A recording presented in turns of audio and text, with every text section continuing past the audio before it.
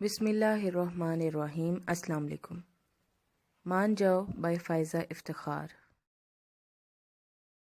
ندیم گل سن، چاچا جی سہیل نے ندیم کو اس وقت پکارا جب وہ جیل لگا کے بالوں کی سٹائل بنانے کی کوشش میں تھا، مگر چونکہ پہلا موقع تھا اس لیے بن کے ہی نہیں دے رہے تھے۔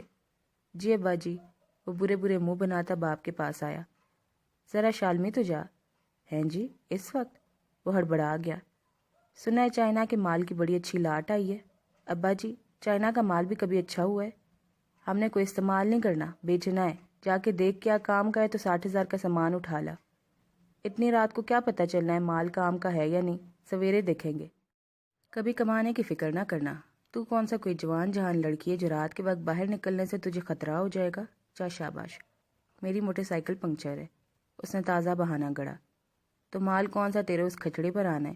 یہاں سے 41 نمبر کی ویگن پکڑ، وہاں سے مال لے کر چنگچی سالم کر لے۔ ایسا کون سا مال ہے جو ابھی کے ابھی نہ لیا تو آفت آ جائے گی؟ وہ تب کے رہ گیا۔ کتنی محنت اور دل لگا کے اپنی پرسنالٹی بنائی تھی امریکہ والے چاچے اور اس کی گرین کارڈ ہولڈر بیٹی کو امپریس کرنے کے لیے۔ وہ کیا ہوتے ہیں؟ پلاسٹک کے پوترے؟ ہاں، پیمپروں کی بڑی نئی ورائٹی آئی ہے، لے آ 60,000 کے، اچرے میں بڑے بکیں گے۔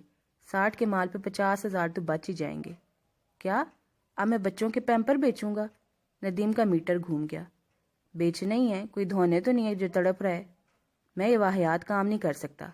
او چل، نہ صحیح نہ بیچنا، مگر لا تو دے، میں اپنی دکان کے باہر رکھ لوں گا۔ میں نہیں لا سکتا، کم از کم اس وقت تو بالکل بھی نہیں، کل صبح لا دوں گا۔ ندیم نے جان چھڑانا چاہی۔ کیوں؟ اس وقت تو کون سا کوئی ضروری کام کرے علاوہ بودے بنانے کے؟ وہ بھی پھر اس کے باپ تھے، گھور کے اس کا جائزہ لیا۔ یہ بالوں کی چونچیں کیوں کھڑی کی ہوئے لڑا کے ککڑ کی طرح؟ فیشن ہے ابا جی، بڑا لانتی فیشن ہے۔ تو وہ آپ کے زمانے کا فیشن کون سا کم لانتی تھا، جس میں آپ کی تصویریں ابھی تک بیٹھک میں لگی ہوئی ہیں، لمبی لمبی کلمیں، جیسے گالوں پر کسی نے بوٹ سجا دی ہوں۔ بوٹ؟ واہ آتا، باپ کے منہ پہ جوتا سجاتا ہے؟ سیدھی بات ہے ابا جی، مجھ سے نہیں جایا جاتا اس وقت شالمائی کی گلیوں میں خجل خواروں نے، آپ پہ جاؤ۔ وہ بدلحاظی سے باپ میں بھی 6 ہاتھ آگے تھا، صاف انکار کے چلتا بنا اور سہیل پیچو تاب کھا کے رہ گیا۔ دراصل بیٹے کو منظر سے غائب کرنے کا ایک ہی مقصد تھا، وہ نہیں چاہتا تھا کہ سب لوگ مل بیٹھیں، سرفراز سے آمنا سامنا ہو، پرانے ذکر نکلیں اور بیٹے کے سامنے اس کے جوانی کے کارنامے کھلیں۔ مگر بیٹا بھی اسی کا تھا، اصل مقصد سے واقف ہو یا نہ ہو، قابو تو نہ آنا تھا اس نے۔ ویسے بھی اتنے دن سے بھرپور تیاریاں ہو رہی تھی سرفراز انکل کی بیٹی کے استقبال کی، وہ کیسے ہاتھ سے جانے دیتا ہے سنہری موقع۔ سرفراز کے گلے لگتے اشرف کے دل میں ایک ٹیس سی اٹھی۔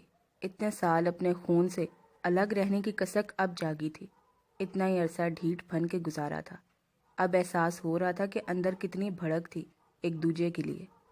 سرفراز تو باقاعدہ رو رہا تھا، ایک تو سالوں بعد وطن لوٹنے کی سرشاری، اپنی مٹی کی مہک اور اس پر اپنے خون کی قربت۔ لے جھلا، جوان اولاد کے سامنے رو رہے۔ تاؤ جی اشرف نے رندے ہوئے گلے کے ساتھ چھڑکا، پھر بھائی کا جائزہ لیا۔ ویسا ہی چریرا بدن، ذرا سا بھر ضرور گیا تھا مگر فربا نہیں تھا، کاندھے ابھی بھی سیدھے، کمر ابھی تک موٹی۔ رنگ پہلے سے زیادہ سفید ہو گیا تھا، نظر کے چشمے کا اضافہ اسے سوبر بنا رہا تھا۔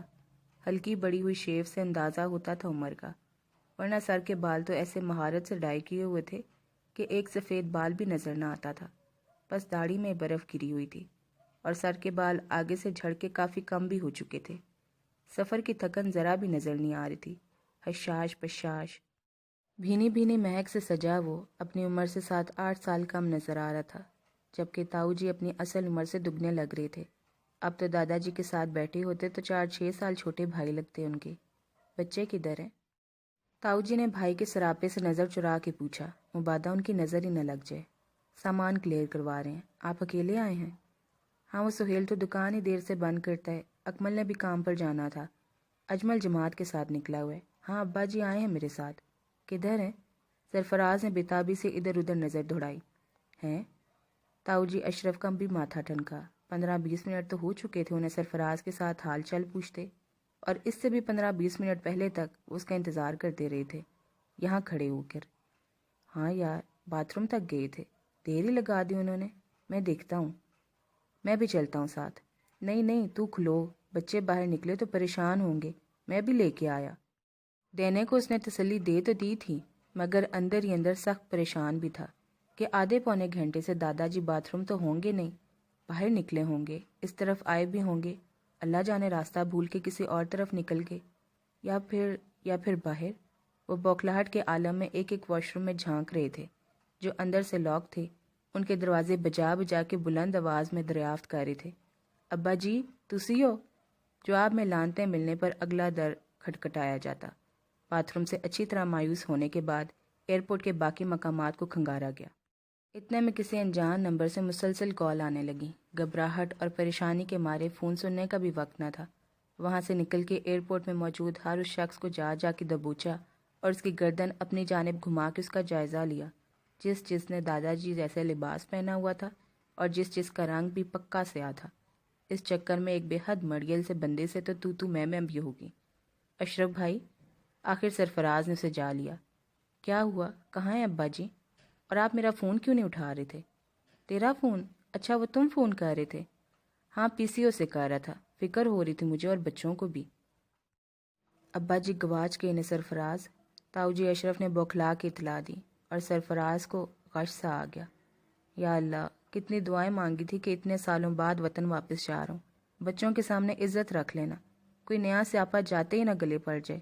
چلو کچھ دن بعد ہوتا تو اور بات تھی، ابھی تو۔ آپ نے اچھی طرح دیکھا؟ اس نے مرے مرے لہجے میں کہا۔ او یار، ابا جی ہیں، کوئی سوئی نہیں جو چارے کے ڈھیر میں گر جائے۔ لیٹرینوں میں بھی دیکھا ہوں، باہر پارکنگ کی چھان ماری ہے۔ اناؤنسمنٹ کرائی؟ کی؟ اعلان کروا دیں، سن کے خود یہاں آ جائیں گے، یا کسی کو پتا ہوگا تو ان کو پہنچا دے گا۔ ہاں ٹھیک ہے، ابھی لپتا ہوں کوئی مسیت؟ مگر مسجد میں کیوں اعلان کرانا ہے؟ ابا جی گم تو ایئرپورٹ میں ہوئے ہیں۔ مگر گواچے لوگوں کا اعلان تو مسجد میں ہی ہوتا ہے۔ تجھے یاد ہے محلے کی مسجد میں ہر ہفتے میں 2 باری تیرے گواچنے کا اعلان ہوتا تھا اور 2 باری تیرے ملنے کا۔ کئی دفعہ تو ملتا نہیں تھا تو پھپھی کے پوچھنے پہ اماں بے فکری سے کہہ دیتی تھی، ابھی محلے کی مسجد سے اعلان ہوگا تو پتہ چل جائے گا سرفراز کتنے۔ او ہو، یہ وقت بچپن کی یادیں تازہ کرنے کا نہیں ہے، ابا جی کو ڈھونڈنے کا ہے۔ آئیں میرے ساتھ۔ بچے کتنے نے؟ اویس فریش ہو رہے، صبا اور لوبو سنیکس لے رہی ہیں، ان کو چھوڑیں، آئیں میرے ساتھ۔ اب تاؤ جی اشرف کی جانب بلا کہ اویس فریش کیسے ہو رہے اور صبا اور لوبو کیا لے رہی ہیں، ان کے تو سر سے بھی بیان گزر گیا تھا۔ بہرحال سرفراز کے پیچھے پیچھے ایسے ہو لیے جیسے وہ خود اس شہر میں نئے ہوں یا عرصے بعد آئے ہوں، اور سرفراز یہاں کے چپے چپے سے واقف ہو۔ اجمل جماعت کے ساتھ تبلیغ کر کے واپس لوٹ آیا۔ اکمل نرگس کے فلم کا شو دیکھ کر لکشمی سے بٹ کڑھائی والوں کی کڑاہی کھا ٹھوس کے آ گیا۔ مسرت اور ربینہ نے اپنے ان بچوں کو فنرگن دے کے سلا دیا جو رات کے 2 بجے تک ناک میں دھواں دیتے تھے۔ دادی ایک طویل اونگ لے کے اٹھ بھی گئی، نئے سرے سے تازہ دم ہو کے۔ تائی امی جوڑوں کا مرہم لگا کے، بلڈ پریشر کی گولی کھا کے، شوگر کا ٹیکا لگوا کے اور کھانسی کا سیرپ پی کے رضائی میں دبکی بس انتظار میں تھی کہ سرفراز آئے تو اس کے سر احسان تھوپیں کہ اتنی بیماریوں اور تکلیفوں کے ساتھ بھی وہ اس کے انتظار میں جاگ رہی ہیں، اور بس پھر غراب سے رضائی کے اندر گھس جائیں۔ چاچی جی نیا چائنا کا ڈنر سیٹ دوبارہ گیلی صافی سے چمکا رہی تھی۔ ارم نے پتہ نہیں کتنی بار اپنے چہرے کا ہلکا ہلکا میک اپ تر و تازہ کیا تھا۔ فریحہ ایف ایم پہ کوئی 200-400 گانے سن چکی تھی، اور ندیم خیالوں میں چچا سرفراز کی بیٹی سے شادی کر کے نہ صرف گرین کارڈ لے چکا تھا بلکہ اب تو باپ بھی بننے والا تھا۔ تھوڑی دیر تک وہ سب لوگ ایئرپورٹ سے واپس نہ آئے تو اس کے بچے بھی جوان ہو جانے ہیں۔ فریحہ فون کر اپنے تاؤ کو۔ چاچی کو سب سے زیادہ فکر تھی کیونکہ کچن کا انتظام اس وقت ان کے سپرد تھا، اور بھوک کے ہاتھوں بے تاب ہو کر کبھی کوئی پلیٹ میں 2-4 نوالے یہ کہہ کر لے جاتا کہ ذرا تسلی کے لیے منہ چلانا ہے، اور چاچی کو ڈر تھا یوں ہی تسلی میں منہ چلاتے ساری ہانڈیاں بوٹیوں سے خالی نہ ہو جائیں۔ میرا بیلنس ختم ہونے والا ہے۔ فریحہ اپنے فون کے معاملے میں نہ صرف کنجوس تھی بلکہ کمینی بھی تھی۔ دفعہ ہو، ندیم سے کہہ کر 20 روپے کا لاڈ کروا دوں گی، ملا فون؟ لاڈ نہیں امی، لوڈ کرواتے ہیں، بیلنس۔ نمبر ملا، انگریزیاں نہ پڑھا، اور فریحہ بڑے برے منہ بناتی نمبر ملانے لگی۔ چلو بیڑا ہی تر گیا، تاؤ جی نے ہاتھ میں بجتے سیل فون پہ فریحہ کا نمبر دیکھ کے کہا۔ اناؤنسمنٹ ہوئے بھی 12 منٹ ہو چکے تھے، کوئی فائدہ ہوتا نظر نہ آ رہا تھا۔ کھڑے کھڑے ٹانگیں الگ شل ہو چکی تھی۔ اب کیا ہوا؟ گھر سے فون آنے شروع ہو گئے ہیں، اب ان کو کیا بتاؤں؟ ذرا ابا جی والی بات میرے منہ سے نکلنی ہے، پورے کا پورا رنگ محل ایئرپورٹ پر اٹھانا ہے۔ لوبو کے میسیجز بھی آ رہے ہیں، کیا خیال ہے ان کو کار میں نہ بٹھائیں، پھر آ کے ابا جی کو ڈھونڈتے ہیں۔ اب اور کتنا ڈھونڈیں، میرا خیال ہے ابا جی ایئرپورٹ سے نکل گئے ہوں گے، گھر نہ چلے گئے ہوں، فون کر کے پوچھ لیں۔ پچھلے 10 سالوں سے ورنگ محل سے سوائے باغبان پورے کرشن نگر، شالمی، پریم گلی اور کشمیری محلے کے اور کہیں نہیں گئے۔ یہ والا لاہور تو انہوں نے کبھی دیکھا ہی نہیں۔ ایئرپورٹ تو بنا ہے لاہور کے دوسرے کونے میں، میرا خیال ہے پولیس میں رپورٹ لکھوانی پڑے گی۔ یہ سن کر سرفراز فکر مند ہو گیا۔ مگر میں آدھی رات کو بچوں کو اور اتنے ڈھیر سارے سامان کو ساتھ لے کے کہاں پھروں؟ حالات بھی تو ٹھیک نہیں ہیں یہاں کے، اور ہمارے پاس تو امریکن پاسپورٹ اور ڈالرز بھی ہیں، بہت خطرے والی بات ہے۔ امریکن پاسپورٹ اور ڈالر کا نہ ہونا خطرے والی بات ہے، تاؤ جی نے ایک حسرت بھری آہ آزاد کی۔ یہ پاسپورٹ اور ڈالر ڈال کے لاہور شہر میں ان انسان کی طرح پیروں میں بندے رول سکتا ہے، جیسے تیرے امریکن یار ریمنڈے نے کیا تھا۔ اسے کسی نے کچھ کہا؟ ریمنڈ ڈیوس کا حوالہ سنتے ہی سرفراز کچھ گھڑبڑا سا گیا، چہرے کا رنگ تک اڑ گیا۔ پلیز بھائی جان، ایسی متنازع باتیں نہ کریں، اور بچوں کے سامنے تو بالکل بھی نہیں۔ دراصل میں صرف شہر کے حالات کی وجہ سے کہہ رہا تھا۔ اکمل گھر سے باہر ہی نکلا ہوا تھا، اسے فون کر کے دیکھتا ہوں، ہو سکتا ہے آلے دوالی ہو ایئرپورٹ کے۔ اس کو بچوں کو اور سامان کے ساتھ گھر بھیج کر آپاں دونوں پولیس میں رپورٹ کرانے چلتے ہیں۔ ہاں یہ ٹھیک ہے، میں بچوں کو بلاتا ہوں۔ وہ میسیج ٹائپ کرنے لگا اور تاؤ جی اشرف اپنا موبائل فون نکال کے اکمل کا نمبر تلاش کرنے لگے۔ اکمل بستر پر نیم دراز ماچس کی تیلی سے دانتوں میں خلا کر رہا تھا۔ روبینہ بیٹھی بیٹھی اونگ رہی تھی۔ اس نے وہی ہوش ربا پرنٹ والا سلک کا سوٹ پہن رکھا تھا جس کی پشت میں ایک نشیلی آنکھ بھی تھی۔ 2-3 رنگ برنگیاں تتلیاں، کچھ پھول، کچھ سنترے، کچھ انگور، نہ جانے کیا آلا بلا بنا ہوا تھا۔ روبینہ، مجھے دودھ پتی بنا کے دے۔ اس نے دوری سے پیر مار کے اسے ٹہوکا دیا۔ مار کیوں رہے ہو پیر سے؟ منہ سے بات کرو، وہ گرائی۔ جس کی جو اوقات ہو اسی طرح پیش آتے ہیں، وہ جواباً دھاڑا۔ آپے جا کے بناؤ دودھ پتیاں، یا بیبے سے کہو جو ڈھیر دواؤں کا پی کے ٹن بیٹھی ہے تاکہ کوئی کام نہ کرنا پڑے، یا پھر ایڑم سے کہو جسے نیا نیا شوق چڑھا سنم بلوچ بننے کا۔ منہ سادیاں امام وڑگا، عمر نائٹ شبیر جتنی، تے چاہ سنم بلوچ والے۔ اٹھ کے مر، دودھ پتی بنا کے لا۔ نیش ہے، میں نے پشاوری چپل اتار لینی ہے۔ وہ جس دن شان کی فلم دیکھ کے آتا اس دن تیور ہی اس کے کچھ اور ہوتے۔ روبینہ پہ خاطر خواہ اثر ہوا، ٹسوے بہاتی اٹھ کھڑی ہوئی۔ ہم عورتوں کی تقدیر میں رونا ہی رونا ہے، ہائے او میرا ربا، مردوں کا علاج کرانا تھا تو نے۔ اور بس ہوئے، اکمل نے گھبرا کے چیخ ماری۔ کتنی باری ساروں نے ٹوکا ہے تجھے کہ سادے جملے بولا کر، یہ رے اور اڑے سے بھرے ہوئے جملے بول کے کیوں دوسروں کا صبر آزماتی ہے؟ اور بات سن، دودھ پتی کے ساتھ تھوڑی سی کھیر بھی لیا، اور پلاؤ میں بنے 2 کو پٹ کی بوٹیاں نکال کے لیا۔ گھر سے بھی کھا کے گئے تھے، باہر سے بھی کھا کے آ رہے ہو، نہ ایک ایسی بھوک ہے جو مٹتی ہی نہیں۔ تو میرے نوالے نہ گن، اپنے ہڑے گن۔ ادھر روبینہ نکلی، ادھر اس نے سگریٹ سلگائی، اور ادھر تائی جی اندر داخل ہوئی۔ اکمل، وے اکمل، اپنے پیو نے فون کر۔ آ جائیں گے امی، ایئرپورٹ کوئی نزدیک تو نہیں، 1.5 گھنٹہ آنے کا 1.5 گھنٹہ جانے کا لگتا ہے، پر اب تو 6 گھنٹے ہونے والے ہیں۔ کر فون، فریحہ نے کہا کیا ہے، اس نے نمبر اٹھایا ہی نہیں۔ میرے پاس فون نہیں ہے۔ ہیں؟ کتھے گیا؟ چوری ہو گیا؟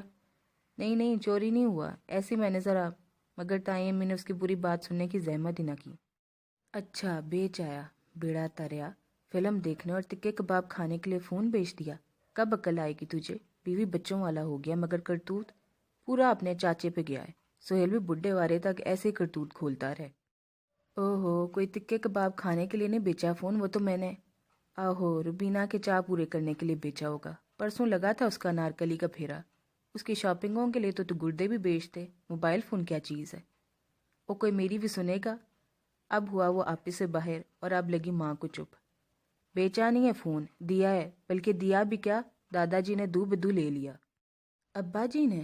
تے ہور کی، میں بھونکتا جا رہا ہوں، سن تو لو کتے کی، اپنے اندازے مارے جا رہے ہو۔ دادا جی کو چاؤ چڑھا تھا کہ ایئرپورٹ جا رہا ہوں تو کیمرے والا موبائل ساتھ لے کے جانا ہے، ضد کر کے لے گئے۔ کوئی 5ویں بیل پر دوسری جانب سے کال ریسیو کی گئی تو تاؤ جی نے روب بھری بےتابی سے پوچھا، اوئے کھوتیا، فون جلدی کیوں نہیں چکدا؟ تمیز نال۔ دوسری طرف سے دادا جی نے گھرکا تو تاؤ جی لمحے بھر کے لیے ٹھٹکے، مگر پھر اور بھی اشتعال کے ساتھ للکارا، بے غیرتا، ناما نیما، ابا جی کی آواز نکال کے مجھے جھڑکتا ہے؟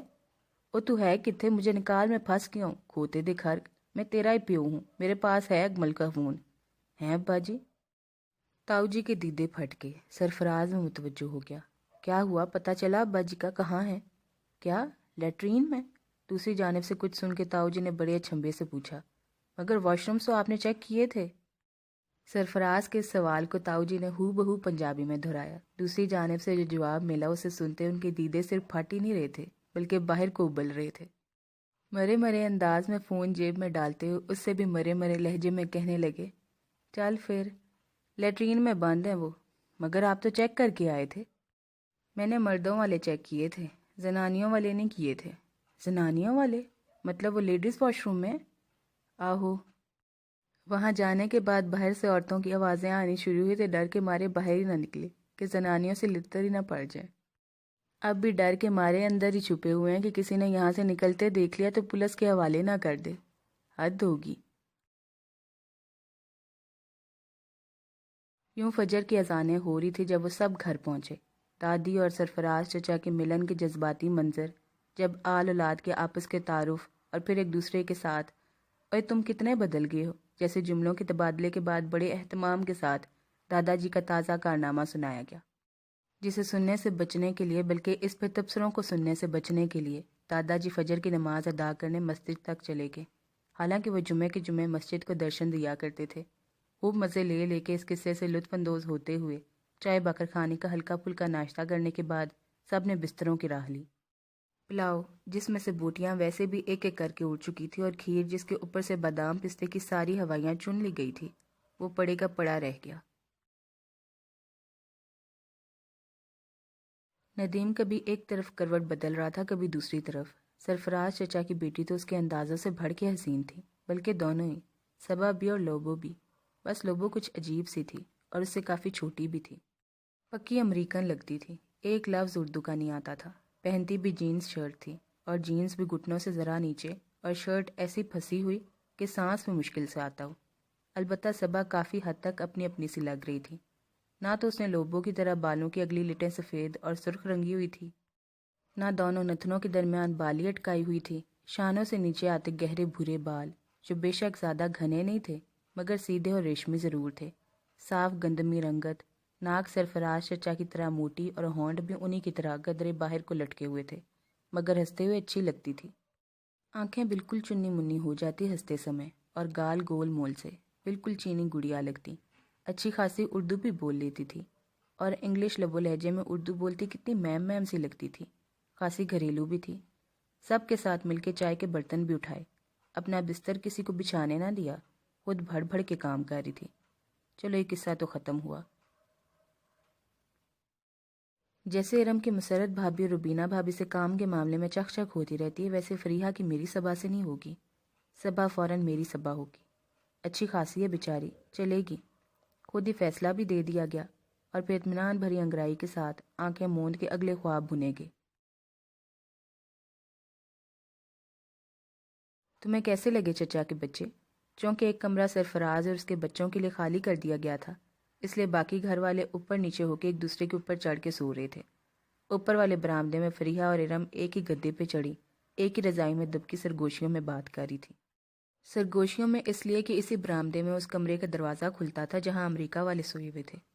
चचा के बच्चे ही लग रहे थे, और क्या लगना है, फरीहा ने लापरवाही से जवाब दिया। हाय हाय, तो मैं कब कह रही हूँ कि ओबामा के बच्चे लग रहे हैं? मतलब कैसे लग रहे हैं? साफ बात तो यह है कि मुझे बच्चे नहीं लग रहे। कब से शोर मचा हुआ था कि सरफराज अंकल बच्चों के साथ आ रहे हैं, बच्चों के साथ आ रहे हैं। जहन में एक खाका से बन गया था कि वाकई शरीर से खिलंडरे से बच्चों के साथ आ रहे होंगे। ये तो अच्छी खासी उम्रों के हैं। बेटा पूरा पाई लग रहा था। सुना है नदीम भाई से छोटा भी है। देखने में तो इतना बड़ा लगता है, और सबा कहने को तो मेरी हम उम्र है, मगर आपा लग रही है। मोटी भी इतनी है।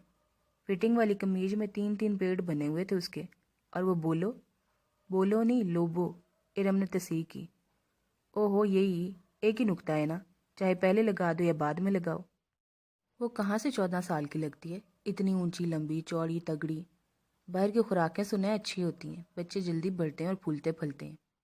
ये कहते ही इरम तसव्वुर में चली गई, अपने गुल थोतने मोटे ताज़े अंग्रेज़ नज़र आते बच्चों के साथ। या अल्लाह, सरफराज चचा के बच्चों से तो कोई मैम पे नहीं गया। अब पोते पोतियाँ ज़रूर दादी पे चले जाएं, चिट्टे दूध रंग, सुनहरी बालों और नीली आंखों वाले। उसने चुपके से दुआ की। वैसे मुझे उनसे मिल के ज़रा मज़ा नहीं आया। فریحہ نے سر کھجاتے ہوئے دل کی بات کی۔ لے مجھے تو اتنا آیا ہے۔ ارم نے آنکھیں مینچ کے اس سین کا مزہ لیا جب اس نے جھجکتے شرماتے اویس کو سلام کیا اور اویس نے جھٹ ہاتھ آگے کر دیا ملانے کے لیے۔ تب ارم نے بساری شرم اور جھجک بلائے طاق رکھتے ہوئے فٹ ہاتھ ملایا کہ پتہ نہیں موقع دوبارہ ملے نہ ملے۔ خاک مزہ آیا، بالکل عام سے تو ہیں تینوں کے تینوں، کوئی باہر سے آنے والی جیسے بات ہی نہیں ہے۔ مثلاً کون سی بات؟ دیکھو نا، باہر سے دو طرح کے لوگ آتے ہیں، ایک تو بالکل ماڈرن پکے امریکی، لڑکیوں نے آدھے کپڑے پہنے ہوں، لڑکوں نے لمبے لمبے بال رکھے ہوں، نکریں پہنی ہوں، منہ ٹیڑھا کر کے بولتے ہوں، سگریٹیں اور شرابیں پیتے ہوں۔ توبہ توبہ استغفر اللہ، ارم نے جھرجھری لی۔ یا پھر دوسری طرح کے، ان کا بھی آج کل بڑا فیشن ہے، آتے امریکہ لندن یا فرانس سے ہیں، دیکھ کے لگتا ہے سیدھے رائے ونڈ سے آ رہے ہیں۔ عورتیں نقاب حجاب اور برقعے میں، مرد داڑھی کے ساتھ اونچی شلوار میں۔ مجھے بھی لگ رہا تھا کہ اگر تو جوڈی آنٹی کا رنگ چڑھا ہوا تو پہلی والی بات ہوگی، اور اگر انکل نے بازی ماری تو بڑی اسلامی سواری اترے گی، مگر یہ تو بالکل ہی پھیکے ہیں، نارمل سے عام سے جیسے باقی سب لوگ ہوتے ہیں۔ کوئی تو نہیں، سب سے الگ بات ہوتی۔